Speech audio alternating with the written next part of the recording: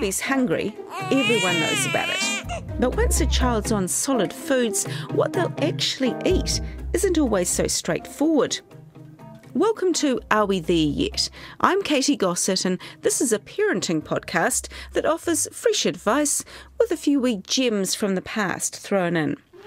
Many times I've stuck up for the potato, that much maligned and Fussy described as a fattening food. So that was Dr. Harold Turbot talking of the humble potato.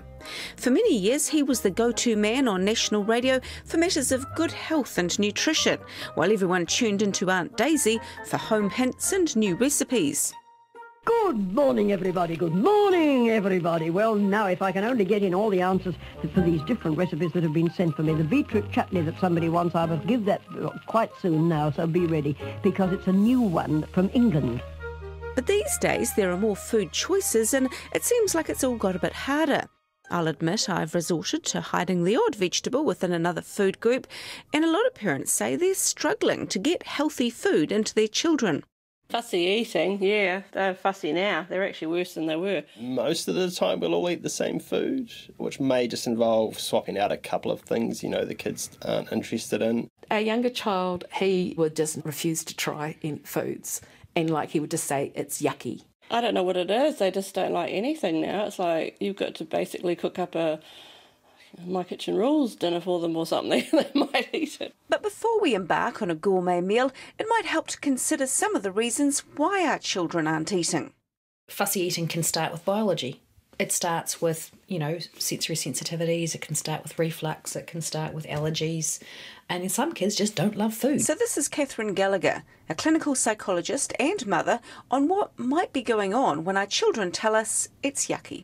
When a child has that response to what's going into their bodies, they react to their biology and develop behaviours to manage it and their anxiety around it. So if I've eaten food or had stuff go into my tummy and then I felt sick, then I'm going to develop ways to go, keep that out of my face.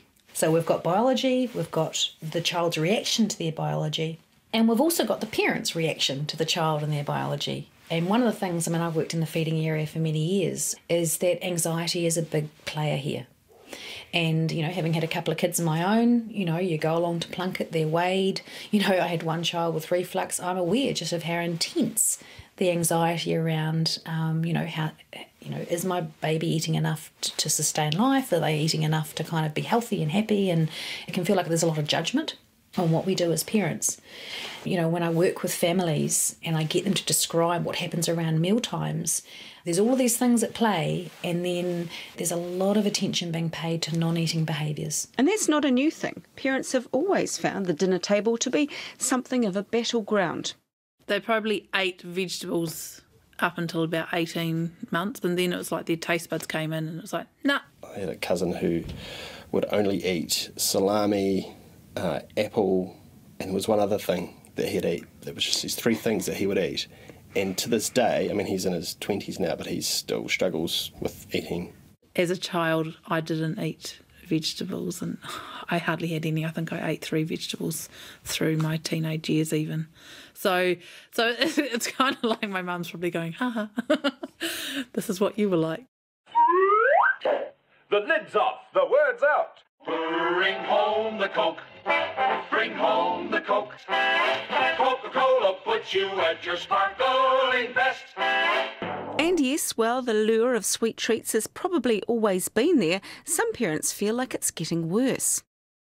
I think it is probably very much more difficult for our younger people and ourselves now too. It is all about convenience. Gobble and go, instant gratification. It's in their face all the time. And that can make the battle at the dinner table even harder. So basically, you need strategies. For me, I have experimented a lot with baking. They both love to bake, so I put things like pumpkin in scones or zucchini, grated zucchini in cakes as ways of getting vegetables in them. I'd mix things in with other things so that they wouldn't notice what they were. Cauliflower or something like that, and you put it, maybe slice it really thin and put it in with mashed potatoes. Juices as well, I can put broccoli in them, spinach in them, as well as apple and pineapple. But yeah, and they love it, and it's just been my lifesaver as far as knowing that I'm still getting good food into them. ask you, what is this meal you're giving this youngster? It looks very attractive to me. It is a mixture of vegetable called vegetable puree. Vegetable puree. And how old is this youngster? He is 10 months. Back in the 1950s, many New Zealanders were learning good eating habits early on at karatane hospitals. But these days, dinner can become a rather protracted affair. Fussy eaters might have their meals heated up for them 5 times. They might have separate meals. They might have, they take 4 hours to eat a meal. Back to Catherine Gallagher, our clinical psychologist. There's a lot of things that happen, and I'm not even saying those things in a critical way to parents. My God, we do what we need to do to survive. But you can see how eating becomes a very, again, provocative behaviour. And if we get into a battle between autonomy, the child's sense of autonomy and protection, self-protection, and hunger, we actually know that autonomy will win out. So a child will actually not eat if they're feeling as though they're defending their space. And pooing and eating are often about some control and trying to create a sense of safety in themselves. So it doesn't pay to make blanket assumptions about why a child might not be eating. Fussy eating happens because I'm going to avoid certain foods because they make me uncomfortable. I'm going to avoid certain foods because something like that reminds me of something that made me uncomfortable, so I might generalise.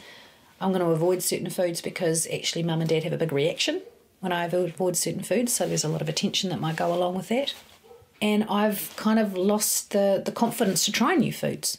And once you understand why it's happening, you can start to make gradual changes. It might be around taking their 2-hour meal time down to half an hour, and whatever they eat in that half an hour is kind of, what's to be eaten and what's not. They certainly don't get a dessert afterwards type thing.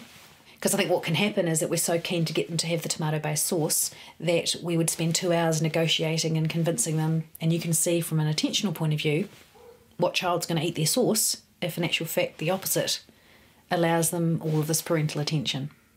It's about deciding, if I look at my child's diet and there are things that are missing, for example, or actually they'll only eat one brand of whatever, then it might be you think, our challenge for the next wee while is going to be introducing a slight variation on that. But the key thing is to start small. Big changes often freak everybody out, and even though they might create change more quickly, they often create a lot of anxiety, which puts everybody off. So often it's gradual changes. For example, it might be a child who absolutely hates vegetables, might start to tolerate having vegetables on a side plate next to their plate that they don't have to eat, but it's just sitting there and they know it's theirs.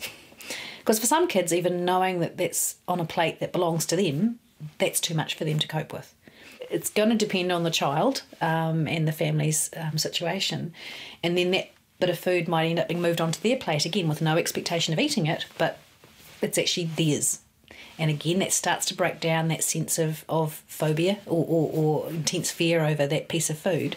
And then it might move towards, again, a gradual step towards how we're going to give them some choice over which bit they try, but they're going to be trying a piece of that food, and it might be that they lick it and put it down. You're having to really work at building that child's resilience around being brave to do with food. Over here is a curly-haired youngster smiling up at me now with a face full of vegetable puree. And then you've got to decide which you think is worse, fussy eating or messy eating.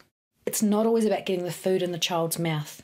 So if you've got a toddler who's being selective, really important to do whatever it is that you can do to be okay with some messy food play. Because messy food play is a really important developmental task that kids, and feeding themselves and getting it everywhere but the mouth, because if they start to get confident around the sensations and get to have control over the fact that they're the ones putting things in their mouths, even though as a parent you think, I know if I feed them, I'm going to get more in there and it's going to be quicker. And sometimes that's going to have to be the case. But it might be if you've got a child who turns their head away and shuts their mouth, putting the food in front of them and just realising, yep, we might have a little phase of them not eating as much, but if I give control over to them and they're experiencing some autonomy over what they're doing, I'm far more likely to get ultimately more food into them. And that's us for today. Are We There Yet is produced and presented by me, Katy Gosset, and Adam McCauley assists with musical production. Our executive producer is Tim Watkin, and archival audio comes courtesy of Ngā Taonga Sound and Vision and Archives New Zealand. If you have a parenting issue you'd like me to look at, send me an email at arewethereyet, all one word, at radionz.co.nz. And don't forget to catch our next episode, where we'll talk about what many of you have said is one of the biggest challenges of modern parenting, dealing with screen time.